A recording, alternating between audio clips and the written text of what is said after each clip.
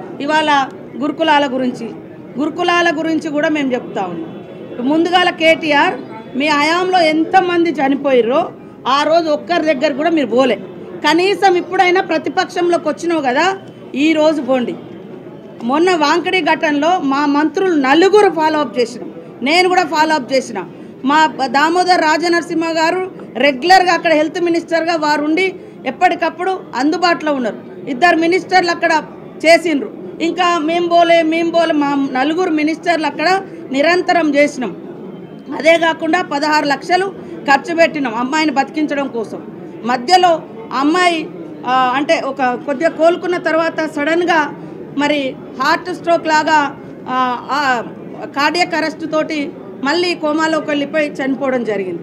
అయినా కూడా మా యొక్క ఎమ్మెల్సీ దండ విఠల్ గారు మొత్తం అక్కడ కాపలా ఉన్నట్టుగానే ఉండి పర్యవేక్షణ చేయడం జరిగింది. మరి హైదరాబాదు నిమ్స్ కంటే ఇంకా అత్యున్నతమైనదైతే నిమ్స్ మన అందరికీ అత్యున్నతమైన హాస్పిటల్. దాంట్లో మేము ట్రీట్మెంట్ ఇచ్చే ప్రయత్నం చేసినాం. 25 రోజులు ప్రయత్నం చేసినాం. అంతిమంగా సరే కొన్ని ఇబ్బందులతోటి ఆమె చనిపోయింది. అయినా కూడా మేము అన్ని రకాలుగా ఆ కుటుంబానికి భరోసానిచ్చినాం, ఆదుకుంటున్నాం. కానీ మీ హయాంలో ఒక్క పిల్లగాడు చచ్చిపోయినా, ఒక్క అమ్మాయి చచ్చిపోయినా, ఒక్క రోజున మీరు ఒక్క మంత్రి అయినా పోయిందా? ఇవాళ ముసలి కన్నీళ్లు గారుస్తున్నారు. ఇవాళ ఈ హాస్టళ్లలో జరిగే వాటి వెనుక కుట్రలు కూడా మేము తొందరలోనే బయట పెడతాం. ఖచ్చితంగా కొంతమంది హాస్టళ్లలో ఉండేటువంటి వాళ్ళతో కూడా కొన్ని లింక్స్ పెట్టుకొని అవన్నీ ఏమేమి జరుగుతున్నాయో అవన్నీ కూడా బయటికి తీస్తాం. ఆ అధికారులు ఎవరైనా అట్లాంటి వాటి కుట్రలకు తెరలేపితే వాళ్ళ మీద క్రిమినల్ కేసులు పెడతాం, సర్వీస్ నుంచి కూడా రిమూవల్ చేస్తామని కూడా ఈ సందర్భంగా హెచ్చరిక చేస్తాం. అదే చెప్తామంటున్నాం కదా, ఆధారాలతో చెప్తాం. అదే వెనక రాజకీయ పార్టీ ఉంటారు, ముంగట ఎవరో ఒకరు వాళ్ళ అన్యాయాలు వాళ్ళకి సంబంధించిన మనుషులు చెప్తాం.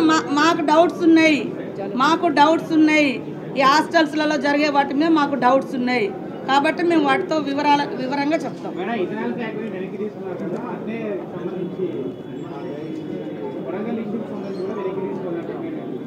అక్కడ గ్రామ సభ జరుగుతుంది. గ్రామ సభలో ఏం చేసారో లోకానికంతా తెలుసు. దాన్ని కప్పిపుచ్చుకోవడానికి ఏం చేశారు వీళ్ళు? గ్రామ సభలు కూడా లేకుండా ఇట్లాంటి పర్మిషన్లు ఇచ్చారు. మనకు ఎక్కడైనా కూడా ఏ కంపెనీ అయినా కూడా ఒకటి ఏదైనా ల్యాండ్ అక్విజిషన్ జరగాలంటే కొంత గ్రామ సభలు జరగాలి. వీళ్ళు మరి అనేక గ్రామాలలో గ్రామ సభలు లేకుండా లారీలలో రైతులను జనాలను పశువుల్లాగా ఎక్కించి రాత్రి మౌలు పోలీసులను పెట్టి తరలించినటువంటి ఘటనలు కొండపోచమ్మ కావచ్చు, లేకుంటే మేఘలగా మల్లన్న సాగర్ కావచ్చు, మిడ్ మానేర్ కావచ్చు, ఇట్లాంటి ఎన్నో వేసారు. వాళ్ళ యొక్క నియంతృత్వానికి అది నిదర్శనం.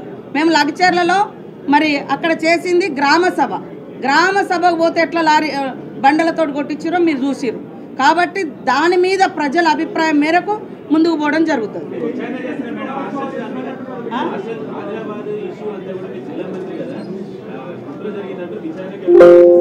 ఏదేది నిన్నటిదా విత్తనాల కంపెనీ ఫుడ్ పాయిజన్ ఆ విషయంలో నేను అనలేదు.